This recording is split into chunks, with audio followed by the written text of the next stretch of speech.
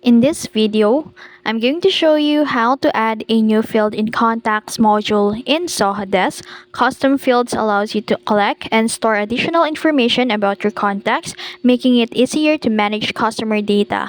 So first, make sure you are on the official website of Zoho Desk account. So in here, on the settings icon, gear icon in the top right corner, click on that. And then under the customization section, select the layouts and field, and then choose the contacts module from the list of available modules. Now click on the fields and then select the create new field and then choose the field type, for example, text, number, date, drop down, etc. depending on the data type you want to collect in.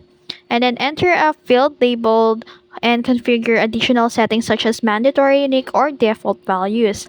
Now, after entering your necessary details, click Save and then click Publish to apply the changes and make the new field available in the Contacts module. And after that, go to the Contacts module and open an existing or new contact record.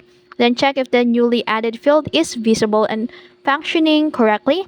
And that's how you add a new field in Contacts module in Zoho Desk.